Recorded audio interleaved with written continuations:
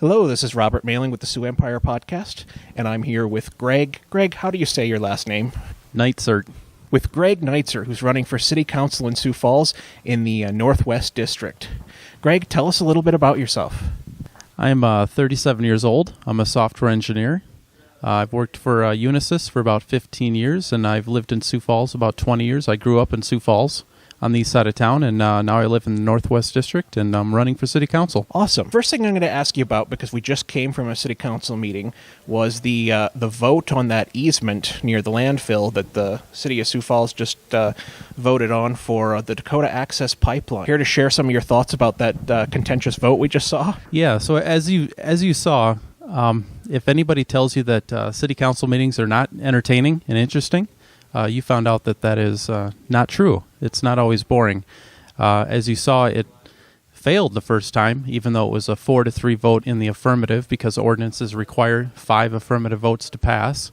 And then you saw a lot of scrambling of the city attorney and a lot of city officials trying to figure out what to do. And they figured out what to do, which was a reconsideration. They reconsidered it, and Rex Rolfing changed his vote. So it passed, and had it not passed, we would have maybe been looking at a lawsuit from Dakota Access Pipeline. We could have been in a bit of a pickle. Yeah, as soon as they left the room, kind of in a huff, I was like, we're not hearing the last of them. Look, I smelled lawsuit there. Do you feel like the lawsuit aspect of it? I mean, that was one of some of the feedback that they were getting from constituents, was that these guys, the Dakota Access Pipeline, was strong-arming some people, not necessarily constituents, but people out in farm country that had been working with the pipeline. Do you feel like the threat of that affected the final vote there on the reconsideration? I think it may have had something to do with it, but it's pretty clear that Councilor Rolfing was just trying to make a point with his vote, and he didn't realize the implications of what he was doing because he had one councilor who had recused himself. I don't think they did it out of fear necessarily. I think it was just a realization that, this was already essentially done. The PUC has made their decision, so this essentially was something they needed to do, and they essentially cleaned it up. So I got to ask, if you were, putting you in the leadership chair, if you were on the council, how would you have voted on that? I would have voted yes on it, mainly because the easement is well to the west of the landfill. It's going to be about 50 years before we get all the way over to where that easement would be.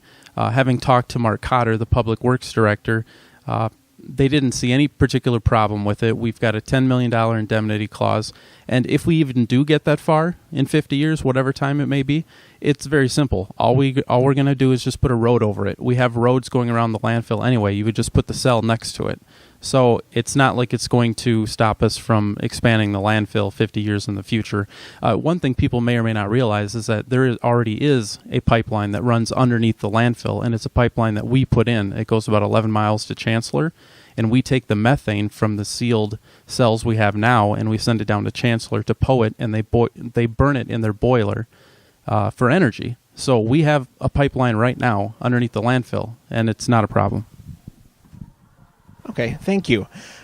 One thing I was going to ask you about, too, is I was noticing, looking at your campaign Facebook page, that you have a lot of experience with zoning. You've been very involved in planning committees, as I understand it, for the City of Sioux Falls. You want to tell us a little bit about that? Specifically, for a lot of my listeners, that's a very dry topic. What got you into that? What interests you in that part of local government? Yeah, zoning, most people will tell you reading the zoning ordinance is a surefire cure for insomnia. It's very entertaining. But seriously, zoning affects everyone. It affects your property. It affects what your neighbors can do with their property. And it's a fascinating thing to think about because it's that balance between private property rights and the good of everyone and the good of the community. At what point is your private property right starting to infringe on your neighbors? Do we allow oil refineries next to a home? Things like that. So how I kind of came about becoming interested in it was one of those sort of things that just happens. I had a neighbor who requested a variance to put up a rather large garage that would have come real close to my property line. And so I studied it, and I went to the Board of Adjustment, this time as somebody who was in opposition to a variance that a neighbor was asking for.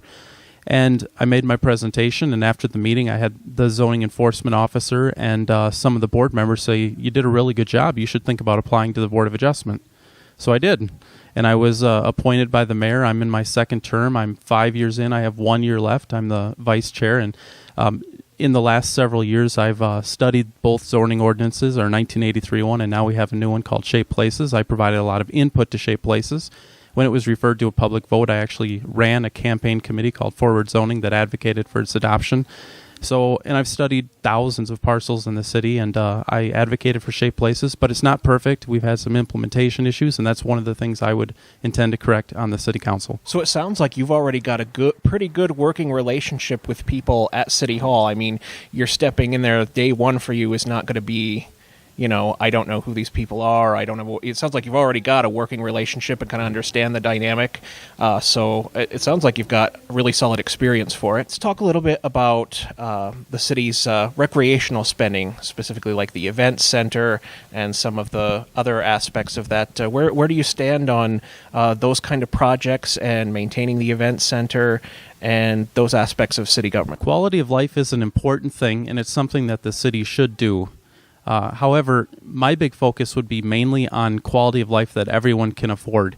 And the other thing, so that would be, let's say, parks and pools, particularly outdoor pools, libraries, bike trails. The big thing with something like the event center is whenever we talk about these things, I think we need to be honest with citizens.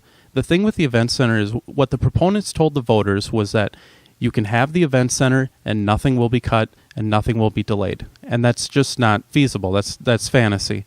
Right now, about $9 million of our second penny comes out to pay the bond on the event center. That is a lot of money. That could build a couple of very large road projects. So it's okay to talk about quality of life items, but it shouldn't cause a big problem in doing things like road construction. And we need to be honest with citizens and tell them, if you'd like to do the event center, that's fine. But certain things such as major road reconstructions are going to be delayed for several years, or they're going to be cut. And you can make the choice. But we just need to be upfront with citizens because we just have a limited amount of money. And as of right now, about 30% of our CIP, which is our second penny sales tax, that does things like build roads, goes to debt service. There's an opportunity cost to that. So we have to be very careful with that and not let it get out of line where we have more entertainment spending than we do our basic city services. Excellent. And keeping with that topic of spending and debt servicing, another contentious vote probably that is coming up would be the new offices that the city is looking at.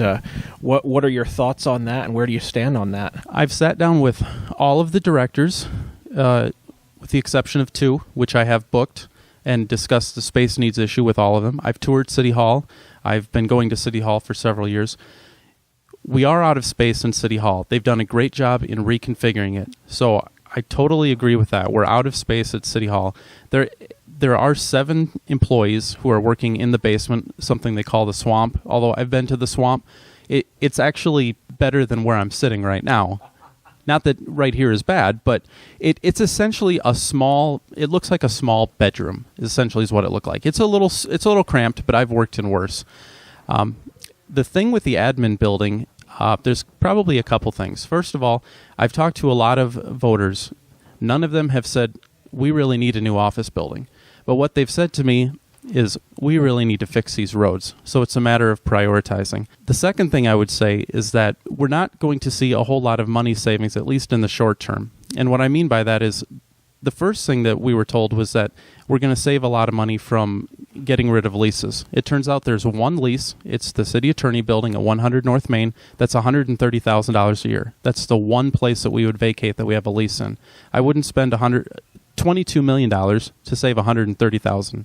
The other issue is that we're talking about vacating 2 other buildings that we own, which was the utility building down by the event center, and then the parks admin building at 6th and Phillips. There's no promise to sell either one of those, so we're not going to sell any buildings apparently. So there's really no financial argument for building this administrative building except possibly, leasing for the next 50 years, which I don't think anybody's talking about. And I don't know that we've looked at and we've been shown as citizens in the city council that there's no other option. And as of right now, I don't want to commit another $2 million a year for the next 20 years to build the administrative building when there's some other more urgent needs, such as roads. I think it just comes down to prioritization. So I think we need to find something that we could do. Maybe we lease a small office, or we start looking around, put feelers out, make it known that the city's looking for space, and we keep looking at it. That being said, the building design was great. I think Henry Carlson did a great job, and I actually sat down with Henry Carlson and talked to him about it. So I have no issue with the building or Henry Carlson. It's just a matter of the money issue.